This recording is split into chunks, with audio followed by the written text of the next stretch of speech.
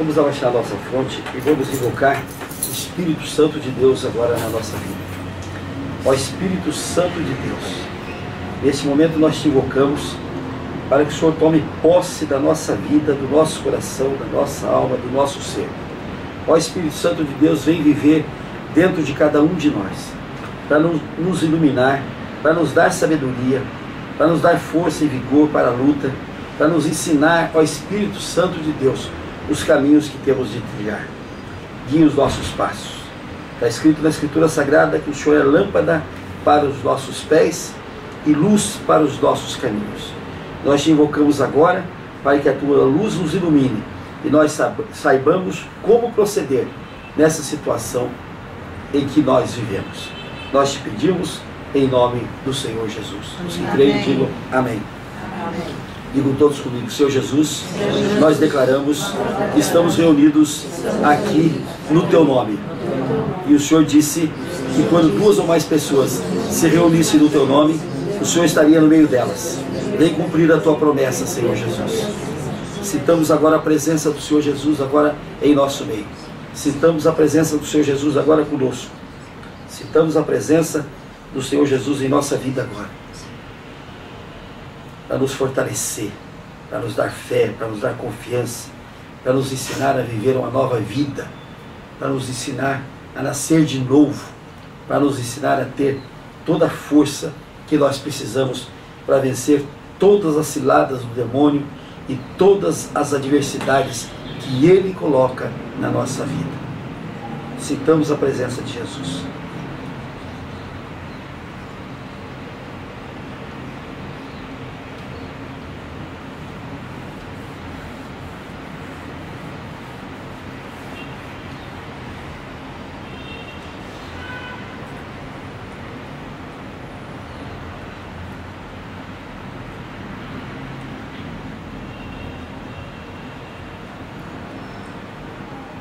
Nós pedimos as tuas bênçãos, Senhor Jesus, para a nossa vida. Os que creem, digam amém, amém. Assim seja. Eu quero trazer hoje aqui uma palavra que está no livro de Lucas. É só um versículo, mas de uma importância tão grande que nós devemos tomar posse disso.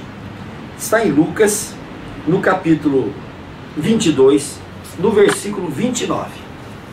Jesus disse àqueles apóstolos: assim como meu Pai me confiou um reino, eu vou-lo confio. Então Jesus naquela hora, ele diz assim aos discípulos: assim como o Pai me entregou um reino, eu confio a vocês este reino que o Pai me entregou. Veja então a responsabilidade que nós temos nessa vida. A vida nossa não pode ser uma simples vidinha, não. Porque nós temos entregues em nossa mão um reino que Jesus nos confiou. Por isso é que está escrito aqui na Escritura Sagrada que ele nos quer reis e sacerdotes, nação santa e povo separado de Deus, para Deus. Então quando Jesus nos diz que ele recebeu do Pai um reino e ele confia a nós este reino, nós devemos tomar posse disso. E devemos viver a vida possuindo esse reino, vivendo esse reino, transformando esse reino e tendo a posse desse reino. Agora veja onde é que está a dificuldade de nós pegarmos esse reino. Porque quando Satanás tentou Jesus, ele levou Jesus ao alto e disse: veja, tudo está aí, eu tudo isso vou te dar se você prostrar aos meus pés me adorar, porque tudo isto é meu, tudo isso me foi dado, tudo isso me foi confiado. Então, onde está a guerra? O demônio acha que todo esse mundo é dele. O demônio crê que todo esse mundo é dele. O demônio toma posse desse mundo, anarquiza tudo, porque ele acredita que o reino deste mundo é dele. Mas Jesus disse: não, o Pai me confiou este reino, e eu confio a vós. Eu vou-lo confio. Então a nossa guerra é essa. É uma guerra de reinos. O reino é nosso. E nós temos de confiar nisso. Nós temos de crer nisso. E temos de viver isto. E temos de fazer força para tomar posse desse reino. Contra nós está o demônio que diz: não, esse reino é meu. não é, seus? Esse reino é para mim. Então, essa eterna luta do demônio contra nós é porque ele quer tomar posse do reino que é nosso, porque Jesus nos confiou, e ele quer tomar posse desse reino para ele. Por isso que ele faz todas as mandingas, todas as desgraças, todos os problemas ele faz para se apossar do reino que é nosso. A nossa vida só vai endireitar, a nossa vida só vai ter sucesso quando a gente crer definitivamente que nós temos um reino que nos foi confiado por Jesus e temos que tomar posse desse reino e temos de viver uma vida nesse reino. Não podemos crer que o reino seja de Satanás. Não podemos crer que a nossa vidinha chula, porqueira, seja aquilo que Deus destinou para nós. Não. Deus destinou para nós um reino. E Jesus nos entregou o reino. E é este reino que nós temos de viver. É nesse reino que nós temos de viver. Aí nós vamos dizer assim, mas como é que eu vou viver este reino? Então vamos partir para um texto que está na primeira carta de João, no capítulo 4, no versículo 9. Claro que se Deus nos dá este reino, obviamente Ele nos haverá de dar forças, de nos dar inteligência, de nos dar luz, de nos dar possibilidade de vivermos esse reino. Deus não iria colocar à nossa disposição uma coisa que nós não pudéssemos tomar posse, uma coisa que nós não pudéssemos usufruir. Jesus confiou a nós o reino e agora nós não tomamos posse porque somos fracos, porque não conseguimos, porque não temos inteligência, porque não temos cabeça, porque não temos fé. Aí ele ensina.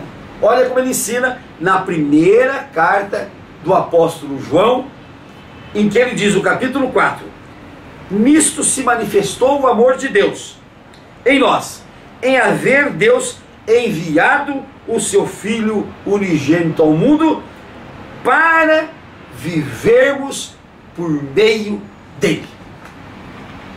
Atinaram bem a estrutura que Deus coloca à nossa disposição? O reino é para nós. Nós temos de viver esse reino. Agora, o demônio quer o reino para ele. O demônio vem com todas as forças. E aí a gente diz, mas eu não consigo vencer, eu não consigo atinar para isso tudo, eu não consigo derrubar essa luta, eu não consigo vencer essa luta. Mas aí é a Escritura que nos ensina. A Escritura que nos ensina. O amor de Deus foi tão grande, que Ele mandou o seu Filho aqui à terra para nós vivermos por meio dele. E é só por meio de Jesus que nós vamos conseguir vencer a cilada do demônio. Não tem ninguém que vença o demônio. Não tem ninguém que vença a vidinha que o demônio quer tomar de nós. Não tem ninguém que faça isso, a não ser o Senhor Jesus. É por meio dele que nós temos de viver. E quando a gente vive por meio de Jesus, uma coisa nós podemos ter certeza: a vitória é certa, o sucesso é certo, porque Jesus não é derrotado, nem por ele, nem por intermédio daqueles que creem nele. Nós temos a vitória certa, o sucesso é certo, porque ele veio ao mundo para que nós vivêssemos por meio dele. É o jeito que nós temos de viver, é por meio dele. Vamos voltar aqui no Evangelho de João. O Evangelho do mesmo João que escreveu essa carta, dizendo que nós temos de viver por meio de Jesus. Então no Evangelho de João, no capítulo 3, que é um capítulo profundo, eu quero que vocês guardem o capítulo 3 de João, que é onde ele diz que nós precisamos nascer de novo. Nós precisamos nos tornar novas criaturas. Nós precisamos ser novo homem, nova mulher. Nós temos de nascer de novo. Nós temos de mudar a nossa vida. Nós temos de transformar a nossa vida. Nós temos de viver por intermédio de Jesus, por meio dele. E ele diz no versículo 35 e no versículo 36. O Pai ama o Filho. O Pai Celestial ama o Filho Jesus. E todas as coisas tem confiado às suas mãos. Então, quando a gente vai viver por intermédio de Jesus, nós temos de crer que o Pai confiou nas mãos do Senhor Jesus tudo, e é das mãos dele que nós vamos buscar. Aí nós vivemos uma vida buscando da mão dos outros, da mão dos bancos, da mão dos parentes, da mão dos amigos, da mão de pessoas, e nós, em vez de buscar da mão dele, porque está escrito aqui, todas as coisas o Pai entregou na mão de Jesus. Então está na mão de Jesus. Estão na mão de Jesus todas as coisas. E é dele que nós temos de buscar. É com ele que nós temos de conversar. É dele que nós temos de receber. Aí continua o versículo 3. Por isso, quem crê no Filho tem a vida eterna. Quem crê no Filho Jesus e quem vive por intermédio de Jesus vai ter a vida eterna. Ou seja, a partir de agora, para sempre, a vida eterna. É uma vida diferente. Que vida é essa? Ele disse: o diabo vem aqui para vos matar, roubar e destruir. Eu vim para que tenham vida e vida em abundância. A vida que Jesus tem para nós é vida abundante. É vida cheia de vitória, cheia de sucesso. É esta vida que ele tem para nós. E quando a gente crê nele, a gente tem a vida eterna. A partir de agora, por toda a eternidade. Aí ele diz assim: o que todavia se mantém rebelde contra o Filho. O que é ser rebelde contra o Filho? É não aceitar o Filho. É não ir buscar o Filho. É não crer no Filho. É não pedir ao Filho. É não implorar ao Filho. É não buscar nas mãos do Filho onde estão todas as coisas. Isso é ser rebelde contra o Filho. Todavia, aquele que se mantém rebelde contra o Filho não verá a vida. Ou seja, desde agora ele não vai ver a vida. Então, se alguém está contente com a vidinha que vive, com as dificuldades que vive, com os problemas que vive, então continue vivendo assim, na luta contra o demônio tirando as oportunidades, o demônio atacando todas as oportunidades. Mas quem quer a vida em abundância, quem quer essa vida, vai procurar o Senhor Jesus, que tem todas as coisas. Então quem é rebelde contra o Filho, não tem essa vida, não tem essa vida abundante que Jesus trouxe para nós, mas sobre ele permanece a ira de Deus. Gente, isto é muito grave, isto é muito grave. Se eu não vou buscar em Jesus a vida abundante que ele quer me dar, que ele tem para me dar, que ele gosta de me dar, se eu não vou buscar essa vida, eu vou perder esta vida e, além disso, eu vou ter a ira de Deus contra mim. Olha só o que acontece com aqueles que não buscam ao Senhor Jesus. A ira de Deus permanece contra ele. Por isso, tanta desgraça, tanta tristeza, tanta amargura, tanto problema, tantos ataques demoníacos na nossa vida. Por quê? Porque a ira de Deus permanece sobre aqueles que não vão buscar o Senhor Jesus. Não é muito mais fácil a gente crer na Escritura Sagrada? Não é muito mais fácil a gente buscar a Escritura Sagrada e a gente crer nisto e viver essa vida que Jesus tem para nós? Por falar na Escritura Sagrada, eu gostaria de dar apenas um dado para vocês creem na Escritura Sagrada. Essa Escritura Sagrada foi escrita por 40 autores, que não se conheciam e não viveram na mesma época. Foi escrito por 40 autores durante 1600 anos, em locais diferentes, não se conheciam, não sabiam, não se viam, e eles escreveram essa Escritura. E uma coisa interessante, a Escritura tem uma unidade de pensamento. Não tem um lugar sequer que um seja contrário ao outro. Não tem um versículo sequer que seja contrário ao outro. Então isso aqui só pode ser obra de Deus, só pode ser obra do Espírito Santo. Que, como se explica que durante 1600 anos, 40 homens que não se conheciam, que não se viam, escreveram esses livros numa unidade de pensamento. Nenhum contrariou o outro. Nenhum teve oposição ao outro. Então isso só pode ser de Deus. Então nós temos de crer na Escritura Sagrada, porque é a Escritura Sagrada quem vai nos oferecer a segurança divina. Agora, para nós crermos nessa força de Deus, vamos ler aqui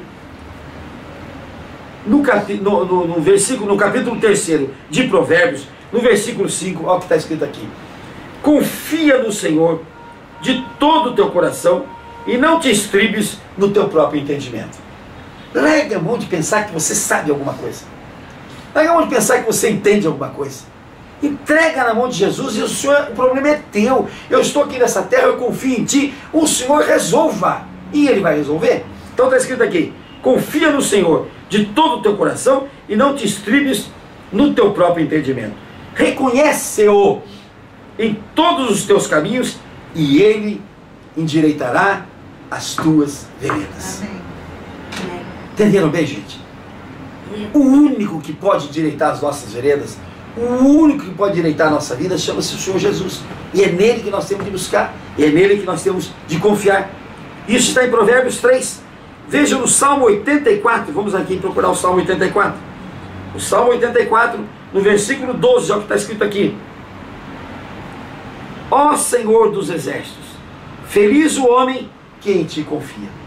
A felicidade da nossa vida só virá quando a gente confiar em Deus, quando a gente confiar no seu Filho Jesus. Só aí que virá. Mas entregar de todo o coração não é entregar de vez em quando, não é de vez em quando falar, oh Jesus, ou então só Deus. Quanta gente tem essa mania? É só Deus, não. Mas falando da boca para fora, isso não resolve nada. O que resolve é chamá-lo. Senhor Jesus, eu estou aqui, eu preciso de ti, resolva a minha vida. E ele vai resolver. Está escrito, feliz o homem que confia no Senhor. E vamos ver aqui o Salmo 25, que é um outro salmo lindo, que diz assim: a ti, Senhor, elevo a minha alma. Nós temos de colocar a nossa alma na mão de Deus, em todo instante, em todo momento. Deus meu, em ti eu confio, e eu não serei envergonhado. Nem exultem sobre mim os meus inimigos. Isso é promessa de Deus. Com efeito, dos que te esperam, ninguém será envergonhado. Envergonhados serão os que sem causa procedem traiçoeiramente. Então há aquele que deve estar dizendo assim agora, mas então por que acontece tanta coisa que parece nos envergonhar? Por que acontece tanto problema? Deus permite muitas vezes os problemas para provar a nossa fé. Eu tenho enfrentado tanto problema na minha vida que se eu não confiasse em Deus, eu já tinha desistido. Ah, que Deus é esse? Tanto inimigo, tanta gente me prejudicando, tanta gente querendo me perseguir, tanta gente querendo a minha derrota. Que Deus é esse? Não, mas eu confio nele. E se esta prova eu vou passar. Se esta prova eu vou passar. Aqueles que estão passando prova, creiam que Deus tem para eles um fim melhor. Que Deus tem para ele a vitória, o sucesso. E vão ser envergonhados. Está escrito aqui, a ti, Senhor, eleva a minha alma. Deus meu, em ti eu confio. Não seja eu envergonhado. Nem exulte sobre mim os meus inimigos. Com efeito, dos que em ti esperam, ninguém será envergonhado. Espere em Deus, e nenhum de vocês será envergonhado. Envergonhados serão os que sem causa procedem traiçoeiramente. Eu queria, afinal de contas, agora orar com vocês o Salmo 30. O Salmo 30, que é um salmo especial, que diz assim: eu te exaltarei, ó Senhor, porque tu me livraste e não permitiste que os meus inimigos se regozijassem contra mim. Vocês podem dizer assim, mas como é que o pastor Francisco, o doutor Francisco vai orar isso já exultando, já agradecendo, se os problemas estão aí à nossa volta e se os problemas parecem cada vez maior? Não, ele já me deu o livramento. Ele já me deu o livramento. Ele já me deu o livramento. Os homens podem até tentar não me deixar ficar livre. Os homens podem até tentar, mas é prova que Deus está me dando e eu sei que eu vou ter a vitória e o sucesso. Ele vai me dar em nome de Jesus, eu tenho certeza disso. Então eu já vou agradecer. Senhor, eu te exalto, Senhor. Eu te agradeço, Senhor, porque tu me livraste e não permitisse que os meus inimigos se regozijassem contra mim. Continua aqui. Senhor meu Deus, eu clamei por socorro e clamei mesmo, e tu me saraste. A minha situação já está salva, porque da cova fizeste subir a minha alma, preservaste minha vida para que não descesse a sepultura. Salmodiai ao Senhor, vós que sois santos, e dai graças ao seu santo nome. Eu te dou graças, Senhor, porque o Senhor tem acompanhado a minha vida, e quando há muitas vezes nela eu me senti perdido, eu senti que era o fim, que não tinha mais chance, que não tinha mais solução, que não tinha mais saída, o Senhor apresentou a saída para mim e o Senhor me livrou. Quem conhece a minha vida sabe disso, que às vezes a coisa se fecha de tal maneira que muita gente pensa, agora acabou. Não acabou. Não acabou. Não acabou. Eu tenho uma figura lúdica na minha cabeça, daquele sujeito que foi visitar um hospício, e chegando lá, um louco pegou um machado e começou a correr atrás dele. E ele corria, o louco atrás, ele corria, o louco atrás, ele corria, o louco atrás. Até que chegou num corredor com as portas tudo fechadas. Ele encostou na parede e falou, agora não tem jeito, agora não tem jeito. Aí o louco entregou o machado para ele e falou, agora é sua vez, corre atrás de mim. Essa é a nossa fé, né? Muito bem, e continua aqui. Ao anoitecer, pode vir um choro, mas a alegria vem pela manhã. Ontem eu posso ter dormido chorando, posso ter dormido triste, posso ter dormido cheio de amargura, cheio de tristeza, mas a alegria virá pela manhã hoje, em nome de Jesus. Em nome de Jesus. Quanto a mim, dizia eu, na minha prosperidade eu não serei abalado. Deus tem para mim e para todos nós aqui a prosperidade. Gente, a fé é esta. Não orejem, não vivam uma vida de conformidade, não. Deus tem para cada um de nós a prosperidade, e nessa prosperidade nós não seremos abalados. Tu, Senhor, por teu favor, fizeste permanecer forte a minha montanha. Essa montanha aqui há 77 anos é forte. Os inimigos já tentaram por muitas e muitas vezes abalá-la, mas ele não deixou abalar. Por ti, Senhor, clamei. Por ti, Senhor, eu implorei. E o Senhor ouve, Senhor, e teve compaixão de mim, e o Senhor foi o meu auxílio. Converteste o meu pranto em alegria. Tiraste o meu pano de saco e me cingiste de alegria, para que o meu espírito te cante louvores e não se cale. Senhor meu Deus, graças te darei para sempre. Amém? Amém. Que Deus esteja conosco no dia de hoje, para nos dar a vitória, para nos dar o sucesso, para mim pessoalmente, para todos vocês, na vida pessoal. Creio nisso, creio nisso. Busque o Senhor Jesus. Não tenho medo, não tenho medo. Busque o Senhor Jesus, que Ele vai transformar a vida de cada um de vocês. Deixe as coisas que Deus não gosta. Deixe as coisas que Deus não gosta. E avancem para a vitória e avancem para o sucesso. Amém? Amém. Vamos então agora fazer o nosso pedido, né? Estendemos as nossas mãos e cada um faça o seu pedido.